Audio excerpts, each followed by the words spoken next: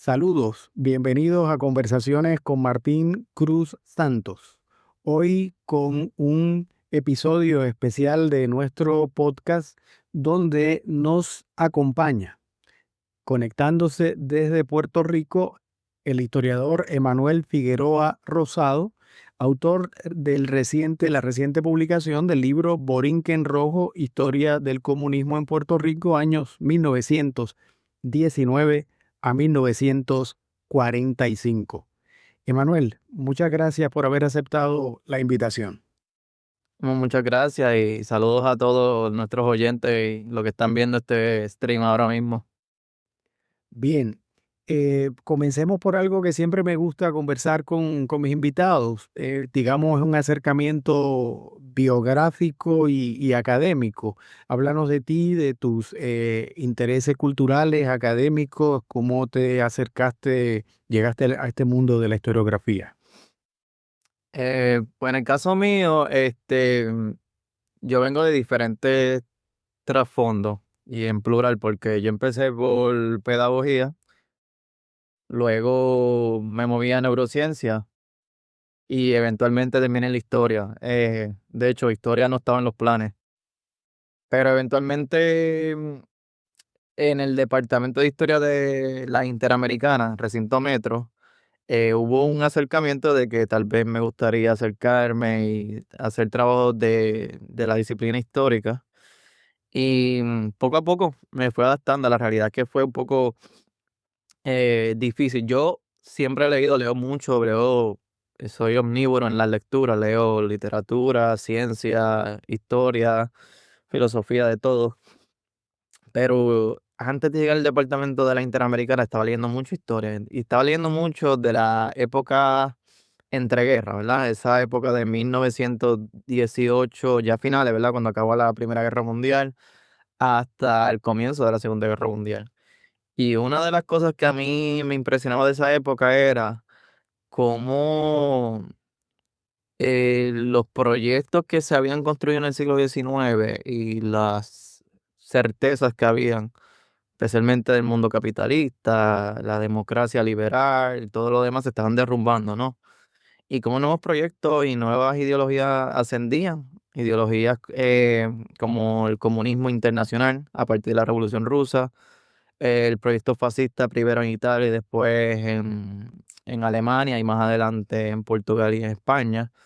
Y en esos intereses fue que fui más o menos viendo qué era lo que quería investigar y me interesaba ver cómo ese mundo de entreguerras se manifestaba en Puerto Rico. Y eso fue lo que cuando entré al departamento de historia y empecé a investigar y a leer, me estaba atrayendo.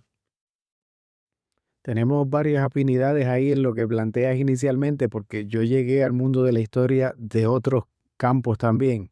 Es decir, desde el campo de la filosofía a de momento irme adentrando al quehacer historiográfico.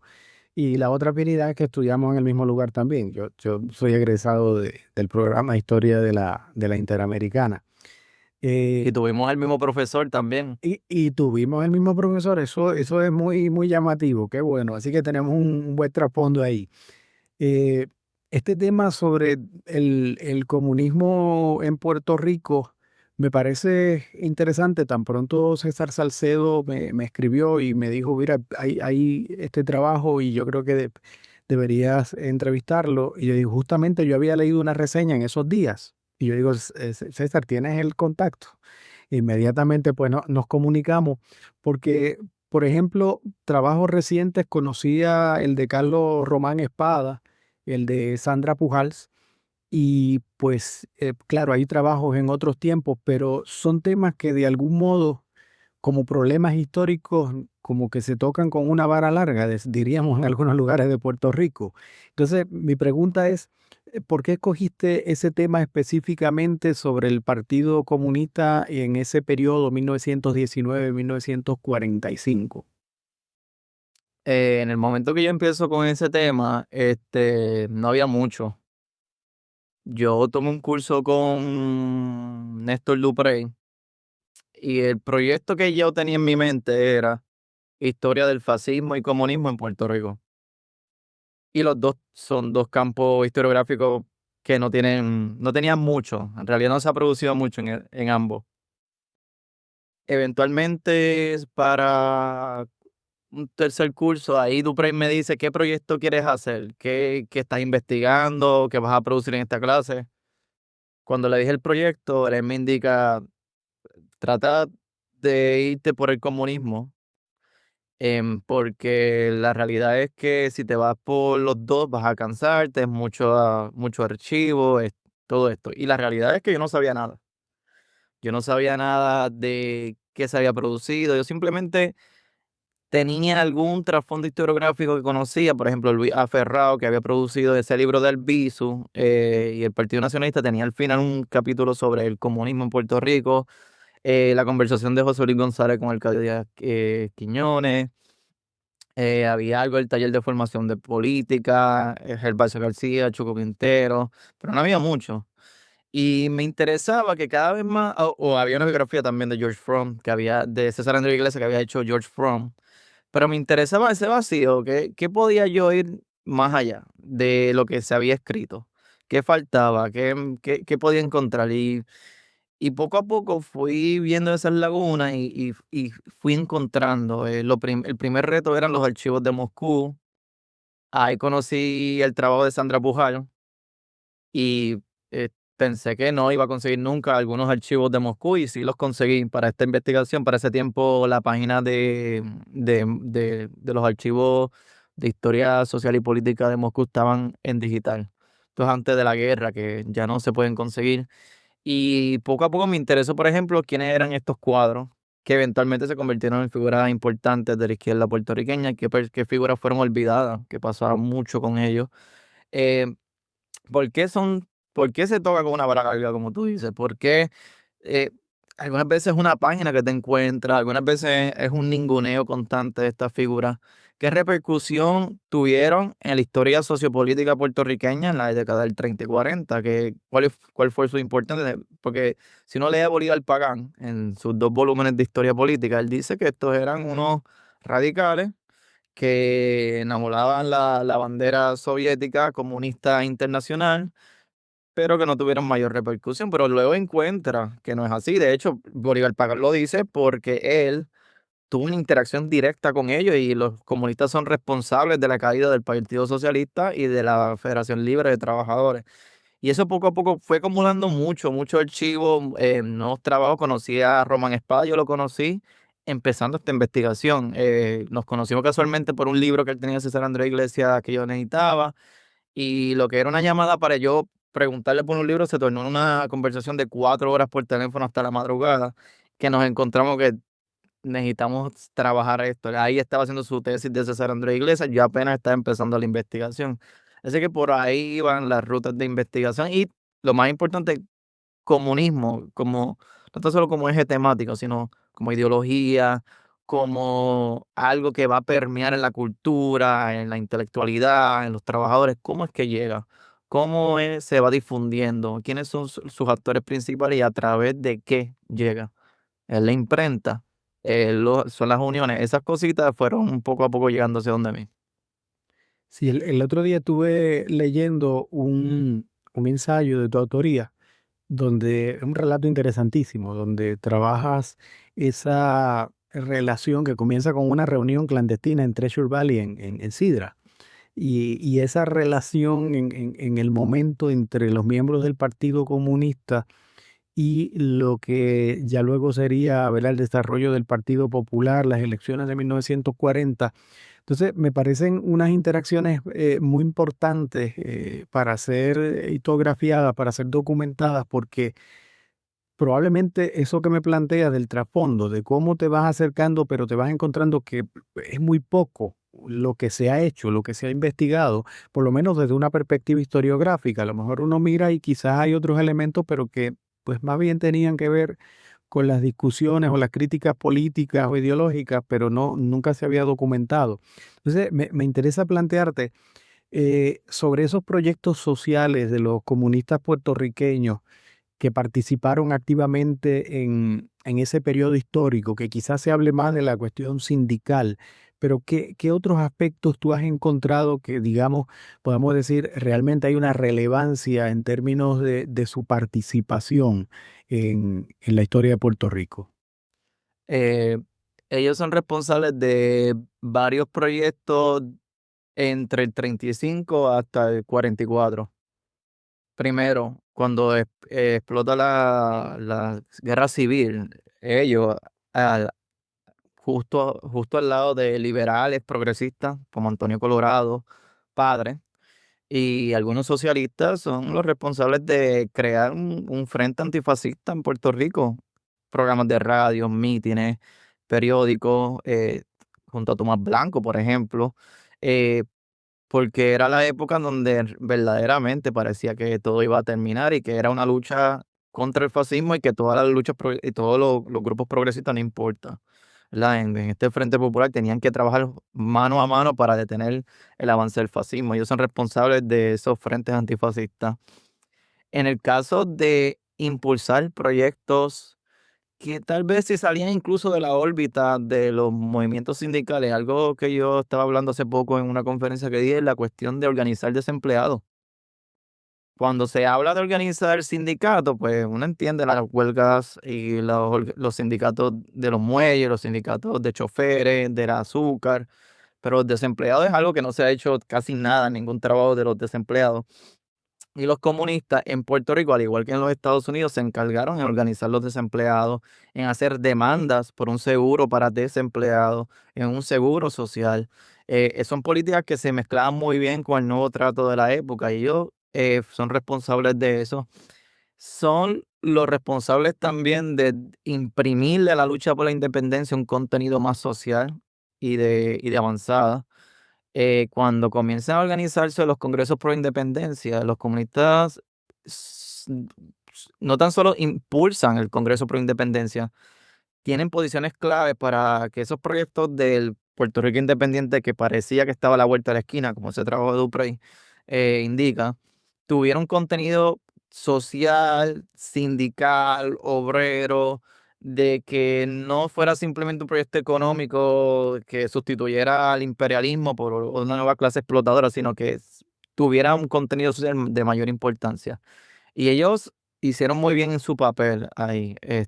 Y también interesantemente, y esto en el libro lo narro mucho, los frentes antifascistas durante la Segunda Guerra Mundial.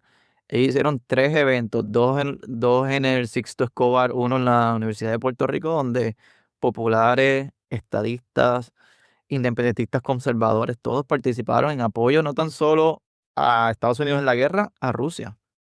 En el 42 el Sixto Escobar se llenó de miles de personas apoyando a los rusos, a los soviéticos en ese momento que estaban enfrentándose a los nazis en Stalingrado, en la batalla de Stalingrado. Ellos tuvieron una gran repercusión y es interesante porque yo empiezo en el libro diciendo de que por qué debería importarnos un grupito que en su punto más alto fueron 600 personas. Y en su punto más alto, yo teorizo que activos y insertándose en los comités municipales no llegaban ni a 300. Pero esa fue, ¿verdad? La vanguardia que ellos impulsaron a través de distintos grupos y frentes. Y de hecho ese planteamiento que haces, que lo incluye en el inicio del libro, me parece importantísimo porque en ocasiones hay problemas que muy bien pueden dar un contenido historiográfico y se abandonan por razones cuantitativas, sobre todo cuando hay un elemento político. O sea, 600 personas, pues, ¿qué rayos? ¿Qué repercusión puede tener? Y como bien teorizas, probablemente las 600 es un número muy general, pensando en que los cuadros más activos eran mucho menos que eso. Sin embargo, la producción en cuanto a su obra y en cuanto al interés histórico, no se puede tomar simplemente porque sea un pequeño grupito. O sea, hay unas repercusiones. Y has mencionado esa actividad, digamos, internacional. Obviamente el comunismo medular, lo ideológico, pues es internacionalista. Además de esa participación en cuanto a la lucha contra el fascismo, ¿qué otros aspectos de participación o de injerencia internacional has encontrado que tuvo el Partido Comunista en ese periodo? Muchas campañas de solidaridad voy a dar dos ejemplos. El caso de Albizu Campo, cuando eh, Albizu Campo, Correger y Clemente Sotomayor van a la cárcel de Atlanta. Irónicamente, con quien terminan compartiendo celda es con Ed Browder, que era el presidente del Partido Comunista de los Estados Unidos, y la campaña de solidaridad que se construye. Y previo a esto, hay un capítulo completo sobre los presos políticos nacionalistas. Es muy buena. Ellos son responsables no que simplemente sea en Puerto Rico, sino que otros movimientos comunistas eh, pidan la excarcelación de Albizu y de los nacionalistas, y también se incluyen en la excarcelación de Luis Carlos Preste. Los que no saben la historia de Luis Carlos Preste, este comunista que es parte de la insurrección en Brasil, que termina preso.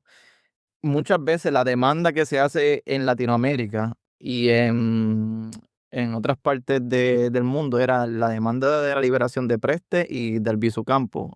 Yo tengo un testimonio ahí de Sergio Cuilan, que era un comunista que después se torna colaborador de las fuerzas de represión, que él dice: yo me acuerdo estar en Cuba y las demandas que se hacían en Cuba en el 40 durante las elecciones, y por los comunistas, era por Albizu y por Carlos Preste. Ellos fueron también parte del proyecto de confederaciones latinoamericanas. Este es un proyecto que crea Vicente Lombardo Toledano de México, que es probablemente la figura sindical más importante en los 30 y 40 en México, principalmente en los 30 a través de la presidencia de Lázaro Cárdenas. Lázaro Cárdenas, que impulsa una transformación que trata de recuperar todas las esas demandas que se hicieron en la Revolución Mexicana, y las traduce en un proyecto de Estado más abarcador. Lombardo Toledano es el encargado de reorganizar a los trabajadores alrededor de la figura de Cárdenas, y alrededor de una política sindical, industrialista, internacional, antiimperialista. Y los comunistas en Puerto Rico no tan solo es que logran integrar la Confederación General de Trabajadores en Puerto Rico a ese proyecto, sino que participan activamente con otras confederaciones, ya sea la CIO en los Estados Unidos, la CTC, la Confederación de Trabajadores de Cuba, incluso siendo parte de campañas antifascistas y de acuerdos de cómo iban a actuar los trabajadores dentro de sus confederaciones obreras. Esos son dos ejemplos así que me vienen a la mente de campañas internacionales que no necesariamente todos eran comunistas, pero el impulso, las conexiones internacionales muchas veces eran con estos actores del comunismo internacional. Me viene a la mente un puertorriqueño que probablemente estudiaste como parte de este proceso, Jesús Colón, que fue miembro del Partido Comunista en Estados Unidos y que aprovecho la oportunidad que estamos aquí para llamar la atención. En mi pueblo de Calley, en estos días, en la asamblea municipal, creo que alguien dijo que cómo darle el nombre de una calle a Jesús Colón, que no se sabía quién era. Entonces, ¿qué pasa? Yo pienso, cuando estuve trabajando en la figura de Jesús Colón, sus archivos están en Hunter College, y uno ve, por ejemplo, las cartas. Ese señor que se fue de Puerto Rico en 1917, como tantísima gente a lo largo de la historia, pues hemos estado fuera, y que fue miembro del Partido Comunista. Yo decía, bueno, yo creo que más que no lo conozcan es posiblemente el estigma de miembro y del Partido Comunista en Estados Unidos, ¿no? Te pregunto, en tu investigación, no solo el caso, ¿verdad?, de Jesús Colón, de otros puertorriqueños que estuvieron viviendo en Estados Unidos, que fueron miembros del Partido Comunista, que fueron miembros de organizaciones sindicales. ¿Cómo se da esa relación entre los del exilio y los de la tierra nuestra? Pues algunas veces una relación desigual, pero de mucha importancia. Jesús Colón sale mucho, y voy a aprovechar para darle un saludo a Sebastián Meléndez, que es el legislador municipal que propuso ese proyecto, que era para darle becas a jóvenes escritores, con el nombre de Jesús Colón. Seba es un buen amigo mío, es miembro del Partido Independentista. Y Jesús Colón, yo lo narro en el libro porque él, cuando va a Estados Unidos, es parte importante, por ejemplo, de International Workers Order, I think it is. Eh, y también hay una transición en Estados Unidos al principio, por ejemplo, los nacionalistas y los comunistas al comienzo de los 30 no se llevaban. Eso es algo que narra Bernardo Vega también en sus memorias. Pero Jesús Colón y Bernardo Vega son parte importante porque el contraste de las visiones del nacionalismo y el comunismo estadounidense era que los nacionalistas decían que no se debía involucrar a los puertorriqueños en estas luchas sociales en Estados Unidos, porque de verdad había que luchar por la independencia de Puerto Rico, que los problemas estaban en Puerto Rico. Bernardo Vega y Jesús Colón dicen no. De hecho, Jesús Colón repensaba su escritura en estos puertorriqueños que no van a volver, que están haciendo incluso una vida en Nueva York, ¿verdad?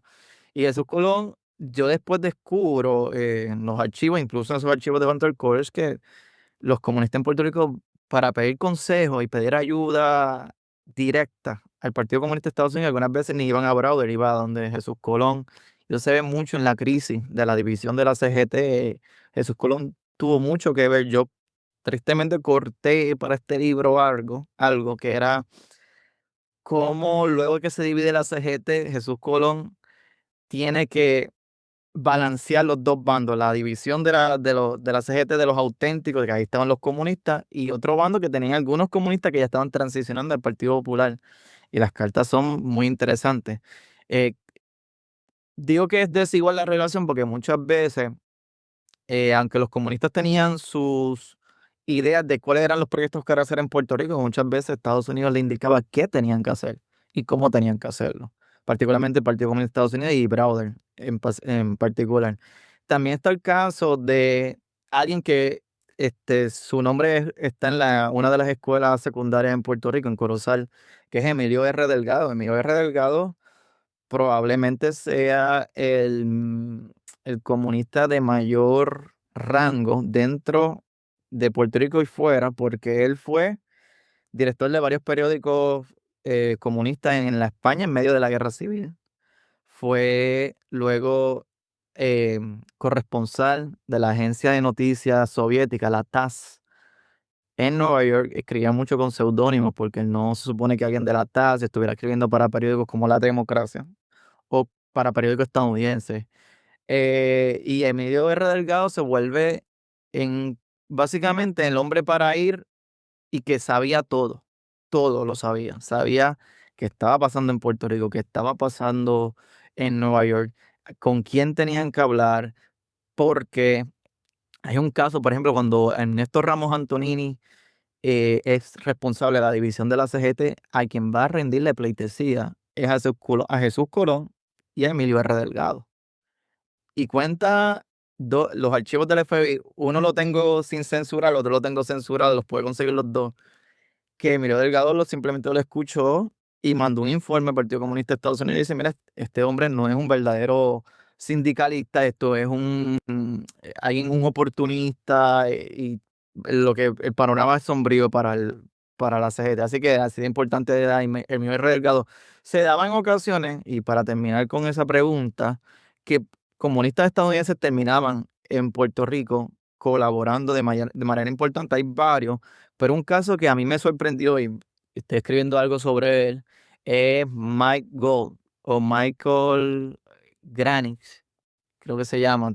Perdonen si el apellido no lo tengo en la mano. Que era este judío de Nueva York que escribió este famoso libro, Jews Without Money, Judíos sin dinero, que son unas memorias en ficción de su historia en Nueva York siendo un judío pobre, que incluso se usaba como un artefacto antifascista, porque era como que para contrarrestar este mito antisemita de que todos los judíos tienen dinero y estos controlan el mundo. Y en algún punto él se enferma, era escritor, era editor de New Message, que era esta famosa revista del Partido Comunista de Estados Unidos. Tenía una columna diaria en el Daily Worker, y en algún momento en el 39 él se enferma. A final del 39 y en el 40 parece que le recomiendan que se vaya para Puerto Rico, al trópico. Y él cuenta que él llega a Puerto Rico, llega en mayo, un 1 de mayo de 1940. Esta es una época clave porque quedan 6 meses de las elecciones. y él cuenta completamente dónde se estaba quedando, cuál era el panorama, cómo Estados Unidos oprimía a Puerto Rico, quiénes eran los que lo llevaban. Tiene 3 columnas directas sobre José Lanauze Rolón, que es esta figura importante olvidada del Partido Comunista de Puerto Rico.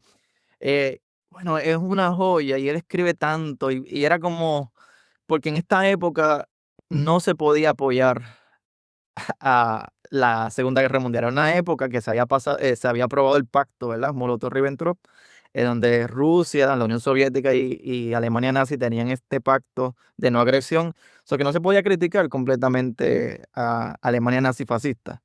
Así que había que criticar el imperialismo, particularmente los países imperialistas que querían estimular a Rusia a enfrentarse a Alemania. Así que una de las maneras de irse por el lado con esa crítica era en criticar a los Estados Unidos por su opresión a Puerto Rico. Y son unas columnas, o sea, excelentes y me impresionan porque después, y aquí quiero llegar con esta historia, José Luis González, nuestro mejor cuentista, ese es mi argumento, que es nuestro mejor cuentista, va a hacer su maestría en Nueva York.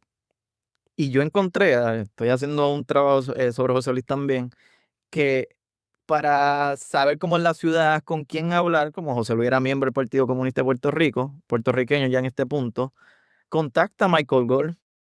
Y esa carta ni siquiera tiene el nombre correcto cuando tú la buscas en el index de las cartas de José Luis González.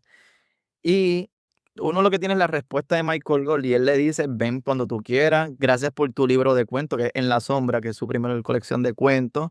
Y después termina, ahí fue que yo descubrí esta figura cuando fue a Puerto Rico, dice, tú conocerás al doctor José Lanauze Rolón, es que él es un buen host, y me encantó quedarme con él. Y yo me quedé, ok, este tipo sí tenía un contacto directo. Y así, ¿verdad? Este libro tiene un poco, yo como la cuestión de la historia global y transnacional, tiene eso, tiene muchos actores saliendo y entrando de la isla, e interactuando en distintos niveles, ya sea en España, Estados Unidos, México, Cuba y Puerto Rico.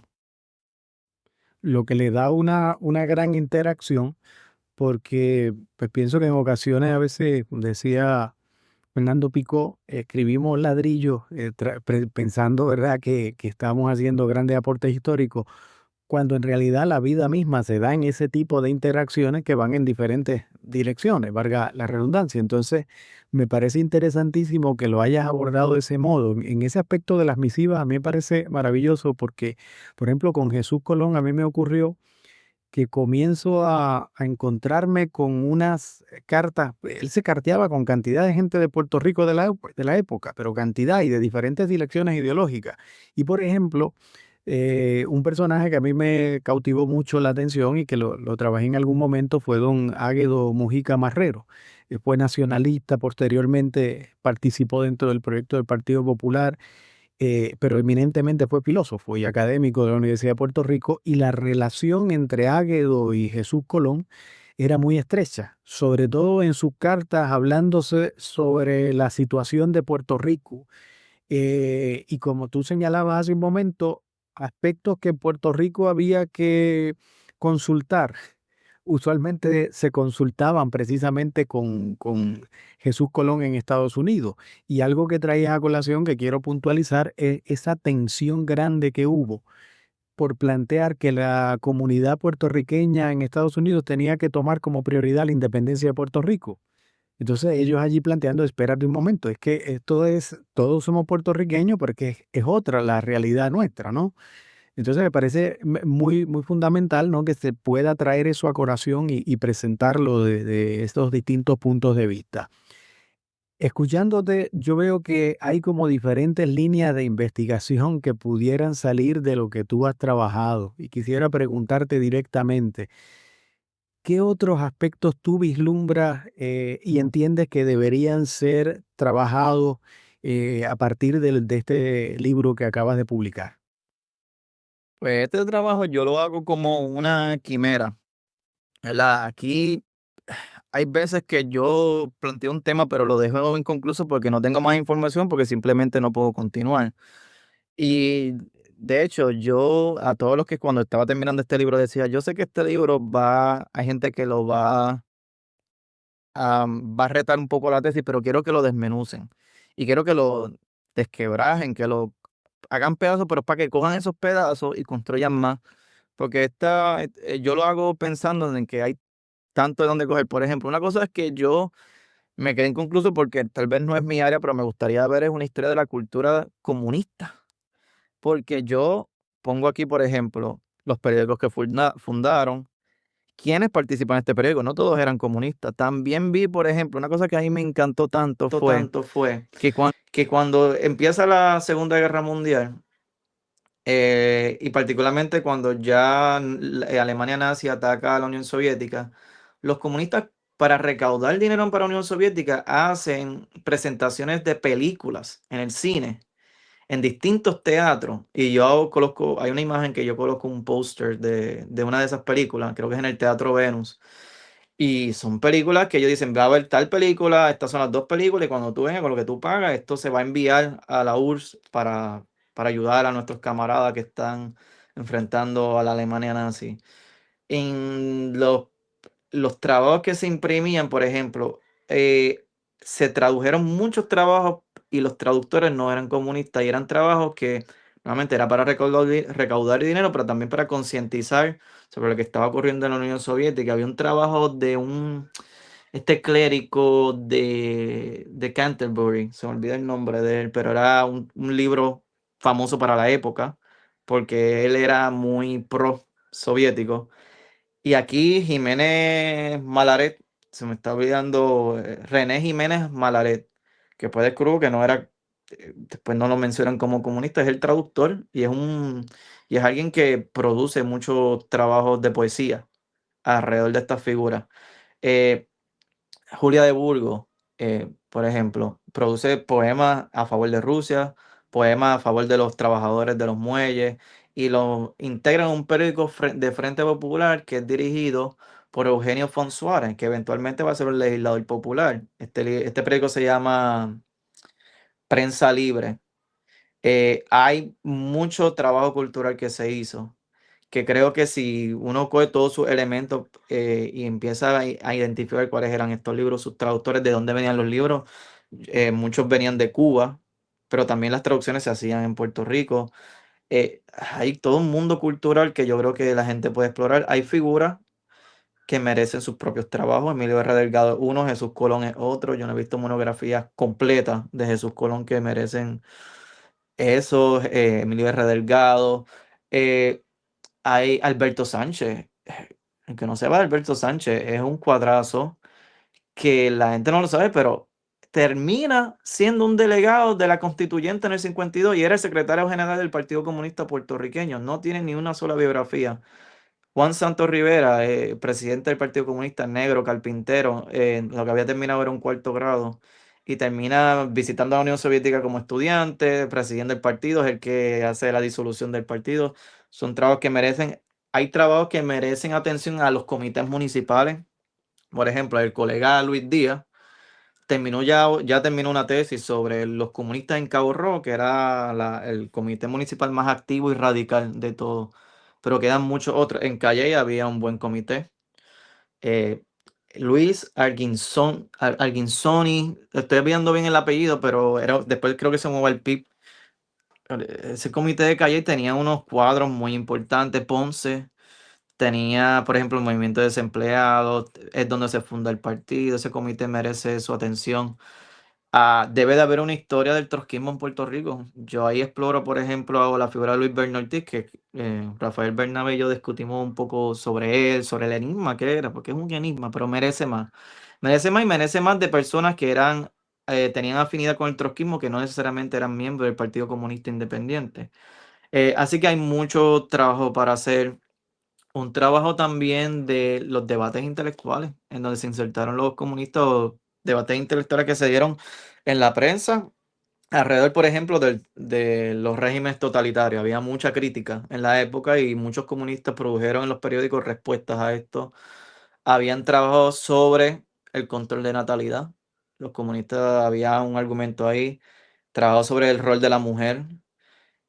Nada, hay muchas vías, yo creo que, estoy mencionando algunas, pero sé que alguien que toma el libro puede coger una parte que pueden ser 5 o 10 páginas y de ahí abarcar, explorar y encontrar mucho más. Y a mí lo que me gustaría es que alguien me dijera, mira, tú cuentas esto en el libro, pero no es así.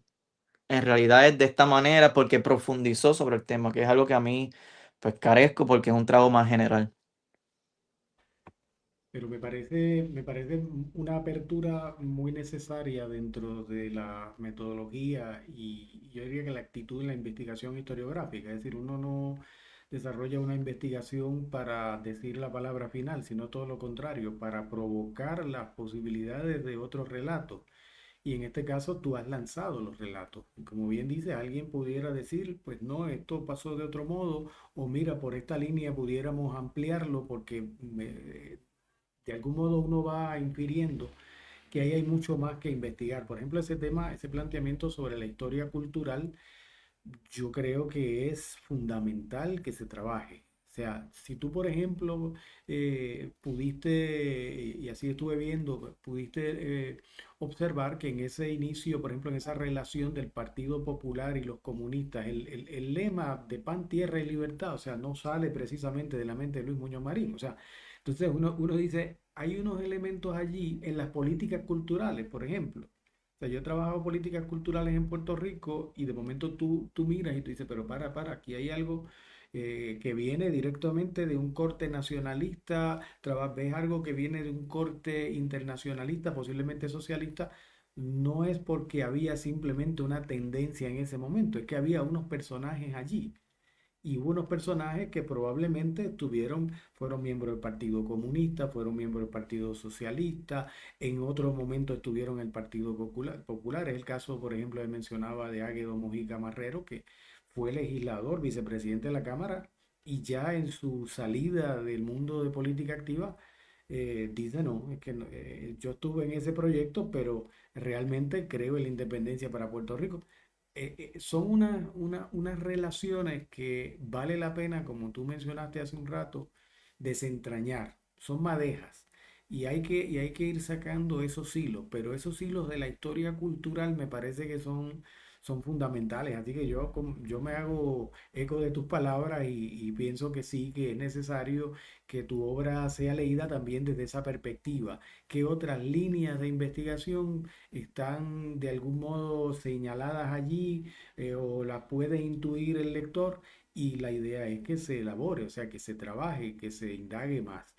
Y tú has mencionado varios puntos en los cuales veo que tienes bastante trabajo a tu haber en cuanto a investigaciones futuras, pero me atrevo a preguntarte, ¿qué tienes en agenda en este momento? ¿Cómo estás en esa búsqueda y qué podemos esperar de publicaciones tuyas en un futuro próximo? Bueno, yo estoy empezando dos proyectos ahora de libro y varios artículos. Hay un artículo que voy a trabajar que es sobre Mike Gold, que es este estadounidense, miembro del Partido Comunista de Estados Unidos, ese artículo, yo he sido lo he atrasado mucho. Yo incluso fui a la universidad, busqué en la Universidad de Michigan y tengo los archivos y no necesito mucho porque ya tengo las columnas, tengo todo. Pero he sido un poco, ¿verdad? En lo que estaba con el libro, pues he atrasado, pero viene un trabajo sobre Mike Gold. Hay un trabajo que quiero hacer sobre. Hay un arresto que se hace en los 30. Esto es un artículo que voy a escribir. A un señor que era miembro del Partido Comunista, pero deportan a México. Porque supuestamente este señor, conjunto a otros dos españoles, él era español, se llamaba Francisco Martín, pero él hace como que el nombre más, para que confundirlo, es Frank Martin. Lo arrestan. Y la conspiración es que él es el que está enseñando a cómo diseñar bombas, incluso a los nacionalistas. Pero la acusación es porque es comunista y lo deportan eventualmente a México. Y ese señor me dio mucho interés porque mucho antes de que los nacionalistas fueran arrestados y reciban dos juicios, el segundo siendo bastante injusto contra ellos, ya las autoridades le estaban echando el ojo, pero desde otra mirada y otros personajes, y es alguien que me importan. Los otros dos proyectos voy a mantenerme uno callado porque empecé ya, estoy haciendo las lecturas, pero el otro es lo que le sigue a este libro. Si este bien es un libro que habla de cómo comunismo después de la Revolución Rusa, cuando se construyó la Tercera Internacional, por eso el año 1919 hasta el 45, porque es la duración de la Tercera Internacional y a la misma vez de este mundo totalmente distinto porque después de 1945, el fin de la guerra, viene la Guerra Fría, ¿no? Viene la fiebre anticomunista, políticas de represión, no tan solo a los comunistas y al independentismo puertorriqueño, incluso a los trabajadores. Em, y eso es algo que ya también voy a empezar a investigar. Yo tengo archivos, pero me faltan muchos más. Es un trabajo que me va a tomar probablemente 3 o 4 años. Pero también, de hecho, han salido muy buenos trabajos y no voy a mencionarlo, ¿verdad? Félix Vladimir Arroyo publicó su tesis de doctorado, que es sobre la persecución en contra de los comunistas.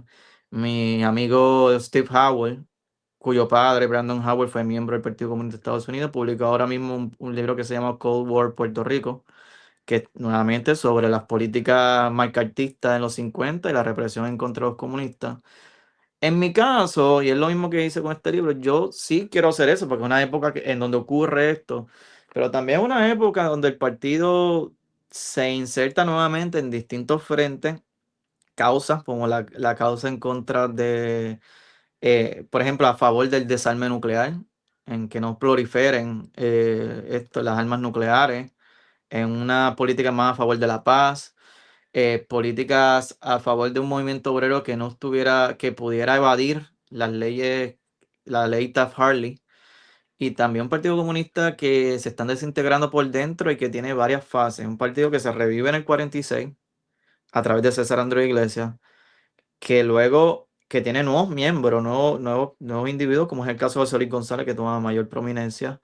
Alguien como Eugenio Cuevas Arbona, Consuelo Burgos toma mayor prominencia, Kim, que es la hermana de Julia de Burgos, pero también un partido que en su interior va a desintegrarse y sus miembros van a fundirse o van a unirse a otros movimientos, que probablemente el más famoso siendo César Andrés Iglesias, que luego de la persecución, pero también de problemas internos con los miembros del partido, se va a Maricao y escribe probablemente una de las mejores novelas escritas en Puerto Rico, valga la redundancia, que son Los Derrotados.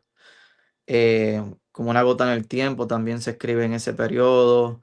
El Inciso H, que es una obra de teatro. Y luego ayuda a fundar el MPI, el Movimiento Pro Independencia, junto a Juan Maribra, y funda Claridad.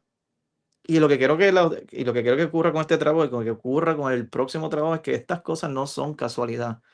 No ocurre en un vacío. Hay una cadena de eventos, no siempre sincronizados, no de manera progresiva, pero que se van desenvolviendo. Y muchas veces lo que me pasa a mí cuando leo historia de Puerto Rico es que hay unos vacíos, algunas veces intencionados, algunas veces no, ¿verdad? Sin intención, en donde yo veo que la historia radical, las figuras comunistas tienen mucho que ver o son responsables sobre eso. Y yo sé que hay que historiar la persecución, la represión del Estado, el independentismo como, ¿verdad? Que sufre una crisis en los 50, pero más allá de eso, hay que ir más allá. Esto no es una cosa, ahorita estabas diciendo, ¿verdad? Lo del pan, tierra y libertad. Eso no es casualidad. En el libro yo narro un poco los 20 y descubrimos que, por ejemplo, Antonio Colorado Padre fue miembro o estuvo asociado con los comunistas en Boston, que estando en su imprenta en Mayagüez de su padre, llega un comunista de Boston llamado James Sager, que se comunica con el Pedro Albizu Campo, que funda la Liga Antiimperialista, el capítulo de la Liga Antiimperialista en Puerto Rico, que es una liga antiimperialista que tiene a Julio Antonio Mella, tiene a Sandino, ¿verdad? A Farabundo Martí.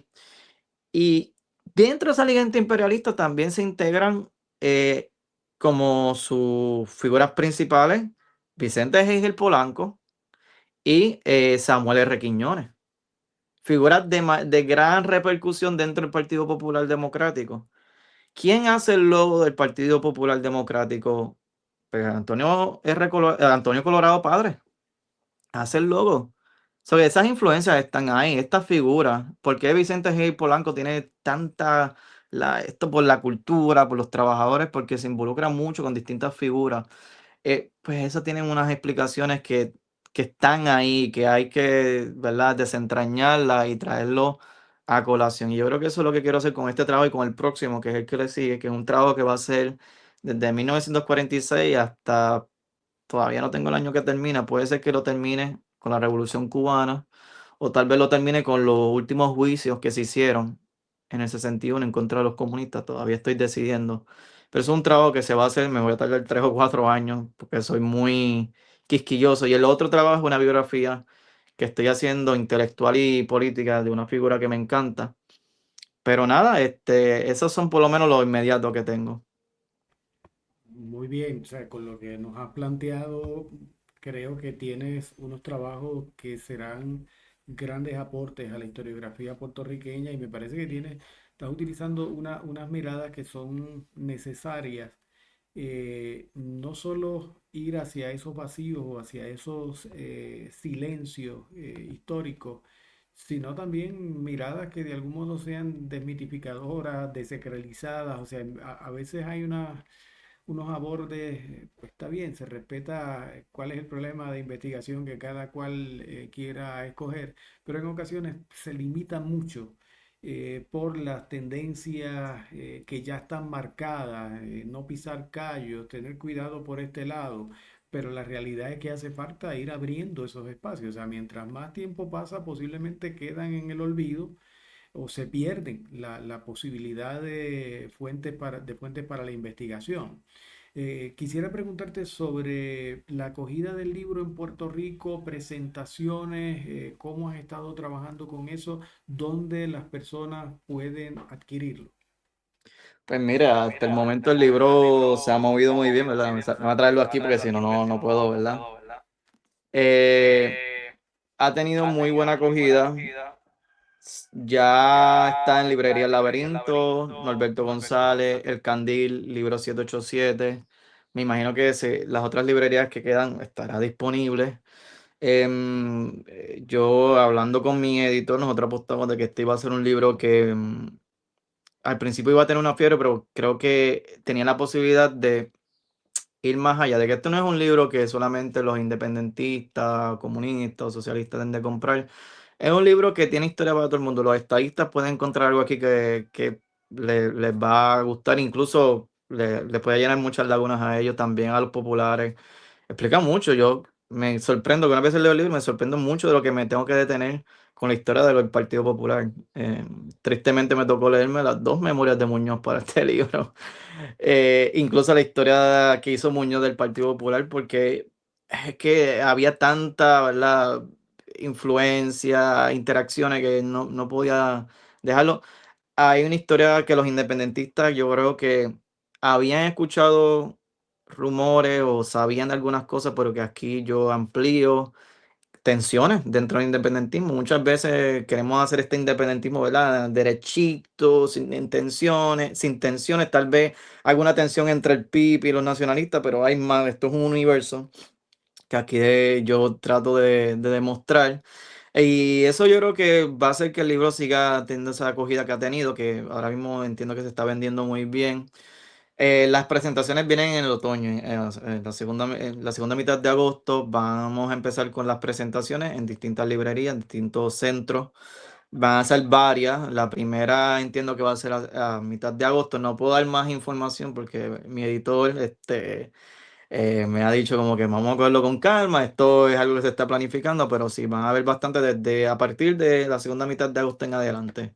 Se va a tener una gira de presentaciones. Por el momento está disponible en todas las librerías de Puerto Rico. Ahora mismo he participado de este podcast que me ha encantado. Estoy dando algunas entrevistas y esperanzado de que la gente siga leyendo y que me escriban y me digan, mira, me gustó esto. Y hay mucha gente que se ha sorprendido. Es lo más que... La recepción que he tenido es, yo no sabía nada de esto. Y por eso es que tiene esa foto, ¿verdad? Los que están viendo ahora el podcast. Esa foto yo nunca la había visto. Cuando yo la vi, yo dije, esa es la portada del libro, porque es un espacio en el tiempo tan raro y particular, porque por un lado tienes la foto de Stalin, la V de Victoria, ¿verdad? Que es la misma V de Victoria que se usaba en Inglaterra por Churchill. Tienes Viva Roosevelt, Churchill y Stalin. Y es una cosa, porque parecería que esta gente es de otra época que nunca existió, pero esto fue apenas hace 80 años, ¿no? Y por eso es que yo creo que el libro ha tenido tan buena acogida, porque creo que rompe con mucho de lo que sabíamos. Y nada, yo les recomiendo a todos que lo compren y lo puedan leer.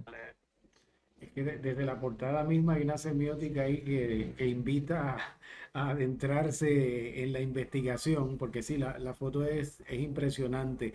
Y dado que has planteado que el libro está en diferentes librerías en Puerto Rico, yo quiero desde aquí invitar a todas las lectoras y lectores a que acudan a las librerías, lean esta producción de conocimiento que es para mí importantísima. Incluso ya cuando comiences a trabajar con las presentaciones en diferentes lugares, desde aquí yo emplazo a mi amigo Luis Santiago en el municipio de Calley, quien ha sido un conocedor sobre lo que fueron los miembros del Partido Comunista de Calley, a Marta Ponte Alsina, a Sebastián, que se haga una buena presentación allí en mi pueblo y que la gente de paso, todo el mundo conozca que Jesús Colón no es precisamente un desconocido. Así que, Sebastián, quiero desearte el mayor éxito en este proyecto y en los proyectos que se avecinan, que sabemos son muchos. Eh, Tienes, como has señalado, unos 3 o 4 años para unos trabajos arduos, pero de gran significado. Y agradecerte particularmente que hayas aceptado la invitación para conversar. Muchas gracias y gracias a todos y espero volver a conversar más adelante. Claro que sí. Amigas y amigos, esta conversación, como otras, están registradas en nuestro canal de YouTube, Conversaciones con Martín Cruz Santos, @mcruzsa.